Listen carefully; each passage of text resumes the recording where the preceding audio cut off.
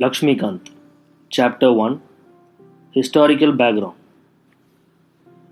The British came to India in 1600 as traders in the form of East India Company, which had the exclusive right of trading in India under a charter granted by Queen Elizabeth I.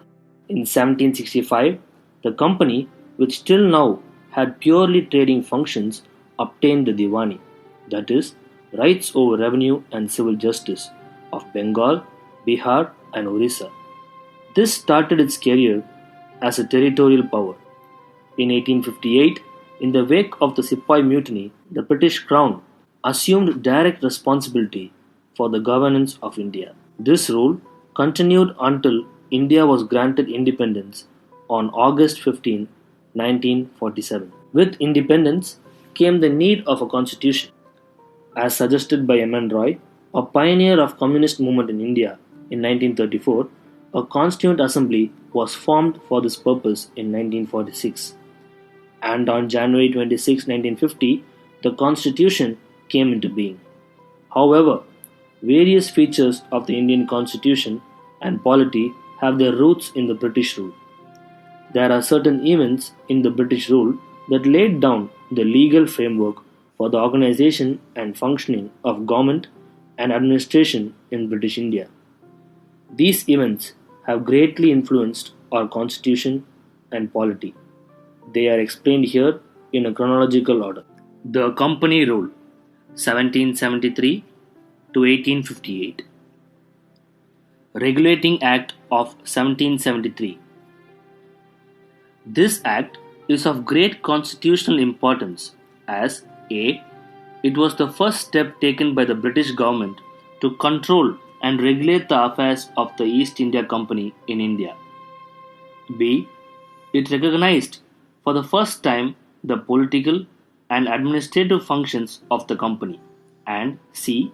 It laid the foundations of central administration in India. Features of the Act 1. It designated the Governor of Bengal as the Governor General of Bengal and created an executive council of 4 members to assist him. The first such Governor General was Lord Warren Hastings. 2. It made the governors of Bombay and Madras presidencies subordinate to the Governor General of Bengal, unlike earlier when the 3 presidencies were independent of one another. 3. It provided for the establishment of a Supreme Court at Calcutta 1774, comprising 1 Chief Justice and 3 other judges. 4. It prohibited the servants of the company from engaging in any private trade or accepting presents or bribes from the natives. 5. It strengthened the control of the British government over the company by requiring the Court of Directors brackets, governing body of the company brackets close, to report on its revenue, civil and military affairs in India. Pitt's India Act of 1784. In a bid to rectify the defects of the Regulating Act of 1773, the British Parliament passed the Amending Act of 1781, also known as the Act of Settlement. The next important act was the Pitt's India Act of 1784. Features of the Act 1. It distinguished between the commercial and political functions of the company. 2. It allowed the Court of Directors to manage the commercial affairs but created a new body called Board of Control to manage the political affairs. Thus, it established a system of double government. 3. It empowered the Board of Control to supervise and direct all operations of the civil and military government or revenues of the British possessions in India. Thus, the Act was significant for 2 reasons. First, the company's territories in India were for the first time called the British possessions in India. And second, the British government was given the supreme control over company affairs and its administration in India. Charter Act of 1833. This act was the final step towards centralization in British India. Features of the Act 1. It made the Governor General of Bengal as the Governor General of India. and vested in him all civil and military powers. Thus, the Act created for the first time a Government of India having authority over the entire territorial area possessed by the British in India. Lord William Bentinck was the first Governor General of India. 2. It deprived the Governor of Bombay and Madras of their legislative powers. The Governor General of India was given exclusive legislative powers for the entire British India. The laws made under the previous acts were called as regulations, while laws made under this act were called as acts. 3. It ended the activities of the East India Company as a commercial body, which became a purely administrative body. It provided that the company's territories in India were held by it in trust for His Majesty, his heirs, and successors. 4. The Charter Act of 1833 attempted to introduce a system of open competition for selection of civil servants and stated that the Indians should not be debarred from holding any place, office, and employment under the company. However, this provision was negated after opposition from the Court of Directors. Charter Act of 1853. This was the last of the series of Charter Acts passed by the British Parliament between 1793 and 1853. It was a significant constitutional landmark. Features of the Act. 1. It separated for the first time the legislative and executive functions of the Governor General's Council. It provided for addition of 6 new members called legislative councillors to the council. In other words, it established a separate Governor General's Legislative Council which came to be known as the Indian Central Legislative Council. This legislative wing of the council functioned as a mini parliament, adopting the same procedures as the British Parliament.